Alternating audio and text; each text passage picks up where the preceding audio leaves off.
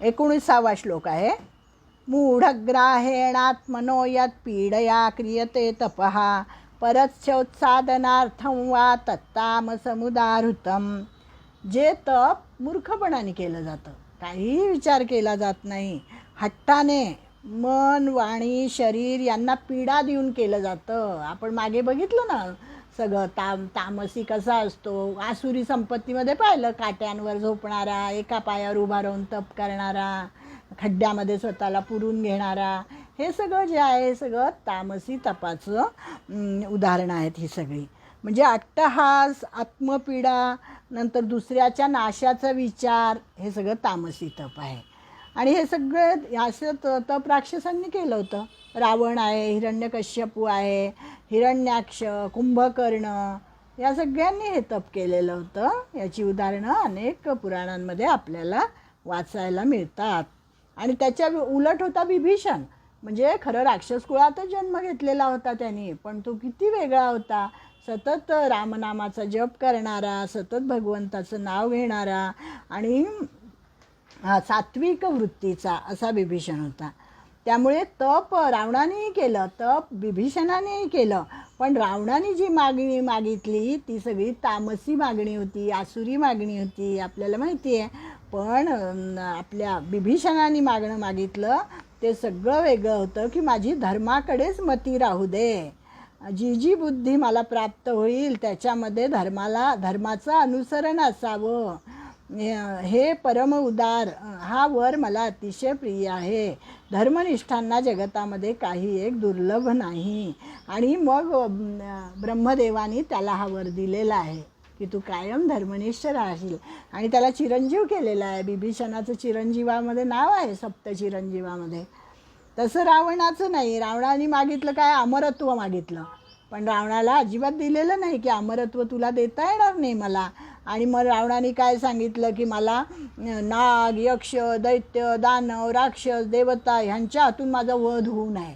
मानवाला त्यांनी धरलंच नाही. त्याला वाटलं मानव काय, नर आणि वानर या दोघांना त्यांनी गृहीतच धरलं नाही की हे दोघं काय मला मारू शकणार आहेत. म्हणून बाकी सगळ्या योनींचा उल्लेख केला की या योनींच्या हातून मला मरण नको. अमरपट्टा तर काही देता येणार नव्हता ब्रह्मदेवाला. मग ब्रह्मदेवाने हे मान्य केलं.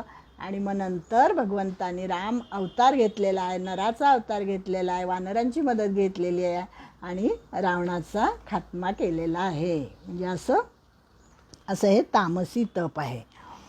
त्याच्यानंतर दानाचे प्रकार सांगितलेले आहेत. दान 3 प्रकारचं असतं. तेही सात्विक असतं, राजस असतं, तामस असतं.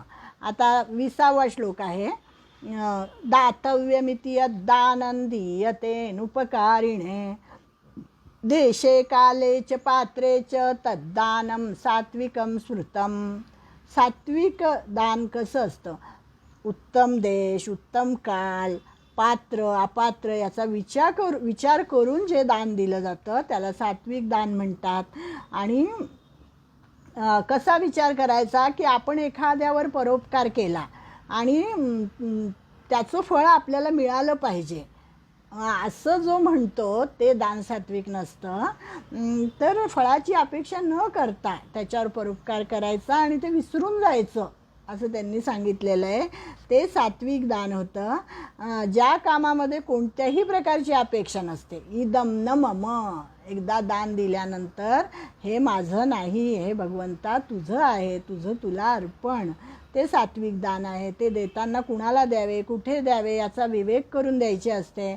जिथे परतीची एक अंशानेही अपेक्षा नाही त्याला सत्पात्र दान म्हणतात.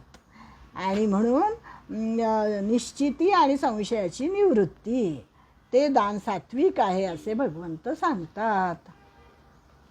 नंतर प्रत्युपकार न करणाऱ्याला दान द्यावे. प्रत्युपकारार्थ फलमुद्दिश्य, आपल्यावर प्रत्युपकार व्हावा आणि लोकांनी लगेच काय वावा आपण केवढे केलेत आमच्यासाठी असं म्हणण्याची पण अपेक्षा लोकांना असते. अशा ठिकाणी दान अजिबात देऊ नये असं ते सांगतात. म्हणजे वाहवा करणं, म्हणजे एखाद्याला दान दिलं की मग त्यांनी आपली वाहवा करावी असं ज्याला वाटतं ते दान काही सात्विक दानामध्ये मोडलं जात नाही. म्हणजे अर्थोपार्जन कसं करावं ते सुद्धा त्यांनी सांगितलेलं आहे की उत्तम व्यवहार करून गृहस्थाश्रमी माणसाजवळ 3 प्रकारचं धन असतं, शुक्ल, शबल आणि कृष्ण. कृष्ण म्हणजे वाईट पद्धतीने मिळवलेलं. तर असं धन कधीही मिळवू नये. प्रत्येक मानवाने शुक्ल धनच मिळवावे, तेच धर्माचरण असते असं सांगितलेलं आहे. आणि ब्राह्मणाला दिलेले दान हे अक्षय फलदायी असते. आत्मज्ञानात रत असलेला ब्राह्मण सर्वश्रेष्ठ असतो. म्हणजे ते सत्पात्री दान. विद्याहीन, तपहीन, सदाचारहीन माणसाने कधीही दान घेऊ नये. सर्व प्रकारच्या दानात ब्रह्मदान सर्वश्रेष्ठ होय. म्हणजे काय? ब्रह्मज्ञान हे सर्वश्रेष्ठ ज्ञान आहे. म्हणूनच सद्गुरूंची महती त्याच्याशिवाय ब्रह्मज्ञान प्राप्त होत नाही. ब्रह्मज्ञान देणारे कोण असतात? सद्गुरू असतात. आणि ब्रह्माचं ज्ञान हे सर्वश्रेष्ठ दान आहे असं त्यांनी सांगितलेलं आहे. दानाचे प्रकार. सात्विक दानामध्ये काय काय येतं? त्या दानामध्ये विद्यादान श्रेष्ठ आहे. आत्ता सांगितलं ते. ज्ञानदान, विद्यादान हे श्रेष्ठ आहे. ज्याला स्मृतीचं ज्ञान नाही, ज्याला कुलशील नाही, त्या ब्राह्मणाला श्राद्धातही अन्नदान करू नये असं त्यांनी सांगितलं आहे. सात्विक दानाची 3 वैशिष्ट्ये. जे दान द्यावयाचे ते कर्तव्यबुद्धीने स्वधर्माने मिळवलेले असावे आणि त्यात प्रत्युपकाराची इच्छा नसावी. देश, काल व पात्रता पाहून ते दिले जावे असं सांगतात. त्याच्यानंतर आहे राजसदान. भगवंत आता राजसदानाविषयी सांगतात. यत्तु प्रत्युपकारार्थं फलमुद्दिश्य वा पुनः दीयते च परिक्लिष्टं तद्दानं राजसंस्मृतं. जे दान क्लेशपूर्वक दिले जाते, म्हणजे ते देताना आता 4 लोकांसाठी द्यावं लागतं म्हणून दिलंच पाहिजे असं जे आहे मनामध्ये क्लेश करून दिलेलं, ते दान राजसी दान असतं. त्याच्यापासून काहीही फळ मिळत नाही. राजस दानात दृष्ट व अदृष्ट फलाची आसक्ती असते की आम्ही दिलं आहे ना, मग आम्हाला पण काहीतरी मिळालं पाहिजे. त्याला राजस दान म्हणतात. ते प्रत्युपकारासाठी दिलं जातं आणि देताना दात्याला अत्यंत कष्ट होतात. म्हणजे दूध दुभत्यासाठी गाईला चारा देणे, आहेरावर दृष्टी ठेवून सोयऱ्यांना निमंत्रण देणे, व्रत करणारीच्या घरी वाण पाठवणे, म्हणजे परतफेडीच्या भावनेने दान देणे, ते राजस दान होय. किंवा सर्व कुटुंबियांच्या प्रायश्चित्तादाखल उदक सोडून एका कवडीचे दान करणे. एका कवडीचं दान करायचं आणि मागायचं काय की बापरे, सगळ्या कुटुंबाचं क्षेम, कुशल, आरोग्य, धन, धान्य, समृद्ध सगळं काही मागायचं. पारलौकिक फळाची इच्छा करून एका भुकेच्या वेळेला पुरेल एवढं अन्न द्यायचं आणि ते दिल्यानंतर की माझं जसं काही सर्वस्व लुटलं गेलं आहे असे पण लोक असतात. कवडी चुंबक त्यांना म्हणतात. आणि असे लोक जे दान देतात त्या दानाला राजस दान असं म्हणतात. त्याच्या पुढचं आहे तामस दान. आदेशकाले यद्दानम अपात्रे भेष्य दीयते असत्कृतमवज्ञातम तत्तामसमुदाहृतम. 17वा श्लोक आहे, नाही 17व्या अध्यायातला 22वा श्लोक आहे की जे दान सत्कार केल्याविना अथवा तिरस्कारपूर्वक अयोग्य देशी, अयोग्य काळी, कुपात्री दिले जाते ते दान तामस म्हटले गेले आहे. ते अपवित्र स्थळी दिले जाते, अशौच कालात दिले जाते, चोर, पाखंडी अशा भ्रष्टांना दिले जाते आणि असत्कारपूर्वक दिले जाते. त्याला तामस दान म्हणतात. आहार आता बघितलं, काय काय बघितलं आतापर्यंत? 3 प्रकारचे आहार बघितले, 3 प्रकारचे यज्ञ, 3 प्रकारचं तप, 3 प्रकारचं दान आणि यांचे त्रिविध प्रकार भगवंतांनी सांगितले. आता आहाराचं प्रयोजन कसं प्रत्यक्ष आहे की आपल्याला प्रत्यक्ष दिसतं की कसा आहार खाल्ला म्हणजे काय फळ मिळतं, ते प्रत्यक्ष शरीरावर दिसतं. पण हे बाकीचं जे आहे यज्ञ, तप, दान यांचं प्रयोजन आणि फल कसं आहे? अदृष्ट आहे. ते आपल्याला दिसत नाही, ते आपल्याला कधीतरी पुढच्या जन्मी त्याचं फळ मिळतं. म्हणून दान हे सात्विकच असावं, यज्ञ हा सात्विकच असावा, तप हे सात्विकच असावं असं त्यांनी सांगितलं आहे. आणि आता पुढच्या 23व्या श्लोकामध्ये ओम तत्सत इति निर्देशो, ओम तत्सत या मंत्राचं महत्त्व सांगितलेलं आहे. या मंत्राचं उच्चारण करून सामान्य प्रायश्चित्त घेता येतं. म्हणजे हे जे यज्ञ तप दान करताना काही दोष राहतो, तर त्या दोषाची निवृत्ती करण्यासाठी म्हणून ओम तत्सतचा कसा उपयोग होतो, त्या ओम तत्सत नामाचं महत्त्व आता सांगितलेलं आहे 23व्या श्लोकामध्ये. ओम तत्सदिति निर्देशो ब्रह्मणस्त्रिविध स्मृतः ब्राह्मणास्तेन वेदाश्च यज्ञाश्च विहिता पुरा. की ओम तत्सत असा हा 3 प्रकारचा सच्चिदानंदघन ब्रह्माचा नामनिर्देश सांगितला आहे. म्हणजे प्रत्यक्ष परब्रह्माचं नाव आहे हे. आपण नाही का गीता संपल्यावर म्हणतो ओम तत्सदिति उपनिषत्सु ब्रह्मविद्यायाम म्हणतो ना, तर प्रत्येक अध्यायाच्या शेवटी आपण म्हणतो ओम तत्सदिति. तर हे जे नाव आहे याचं महत्त्व इथे सांगितलं. ओम तत्सदिति श्रीमद भगवद्गीतासु उपनिषत्सु. तर ते जे ओम तत्सद आहे, तर त्याच्यामध्ये ओम हे तर आपल्याला माहिती आहे प्रत्यक्ष परब्रह्माचं नाव आहे.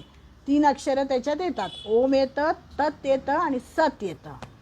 तर ओंकाराचं महत्त्व आपल्याला माहिती आहे. छांदोग्य उपनिषदामध्ये ओंकाराचं खूप महत्त्व सांगितलेलं आहे. आणि हा मंत्र जर श्रद्धेने जपला, कुठला ओम तत्सत, तर यज्ञ तप दान यांच्या आचरणातील दोष नाहीसे होतात. ओंकार हा प्रत्यक्ष परमात्मा आहे. भगवान विष्णू भगवान श्रीकृष्ण याचंच हे नाव आहे ओम. तर आणि आपल्याला माहिती आहे की वेद हे भगवंताच्या निश्वासातून निर्माण झालेले आहेत. ओमचं महत्त्व सांगितलं, पुढे वेदांचं महत्त्व ते सांगतात. ओम तत्सदिति निर्देशो ब्रह्मणस् त्रिविध स्मृतः ब्राह्मणास्तेन वेदाश्च यज्ञाश्च विहिता पुरा. वेदांचं महत्त्व सांगितलेलं आहे की जगातील सर्वाधिक प्राचीन वाङ्मय आणि हिंदू धर्मसंस्कृतीचे मूलाधार काय आहे, तर वेद आहे. वेदांमध्ये मग अथर्ववेद येतो, ऋग्वेद येतो. पहिल्यांदा ऋग्वेद आहे, अथर्ववेद आहे, सामवेद आहे आणि यजुर्वेद आहे. हे 4 वेद आहेत. आणि ह्या वेदांमध्ये काय सांगितलं आहे, या सगळ्या वेदांमध्ये धर्म अर्थ काम मोक्ष हे 4 पुरुषार्थ, मानवी पुरुषार्थ, नंतर हे 4 आश्रम, ब्रह्मचर्य आश्रम, गृहस्थ, वानप्रस्थ, संन्यास आश्रम याचं महत्त्व सांगितलेलं आहे. 4 वर्ण सांगितलेले आहे, ब्राह्मण क्षत्रिय वैश्य शूद्र. नंतर देवऋण, ऋषीऋण, पितृऋण, ही 3 ऋणं कशी फेडायची असतात हे सांगितलेलं आहे. कुल ग्राम विष जन राष्ट्र अशी ही समाज रचना कशी आहे आणि त्याच्यामध्ये राष्ट्रजीवनाची बांधणी कशी केलेली आहे ते वेदांमध्ये सांगितलेलं आहे. शिक्षणाची गुरुकुल पद्धती वेदांनी सांगितलेली आहे. आणि सगळं तत्त्वज्ञान, सगळी दर्शनं यांचा मूल स्रोत म्हणजे काय आहे, तर आपले हे वेद आहेत. वेदांचं मानव संस्कृतीला अलौकिक योगदान मिळालेलं आहे. म्हणजे पूर्वी वेद हा एकच होता, नंतर व्यासांनी त्याचे 4 भाग केलेले आहेत आणि त्याचे वेगवेगळे. मग वेद ज्यांना कळत नाही, मग वेद स्मृती, मग स्मृती झाल्या वेदांपेक्षा थोडं सोपं, मग श्रुती झाल्या त्याच्यापेक्षा थोडं सोपं, मग पुढे उपनिषद झाली त्याच्यापेक्षा थोडं. म्हणजे असं करत करत तो सगळं वाङ्मय आपलं तयार झालेलं आहे. आणि याचे कर्ते कोण आहे, तर व्यास महर्षी आहेत, म्हणून त्यांना भगवान व्यास असं म्हटलेलं आहे.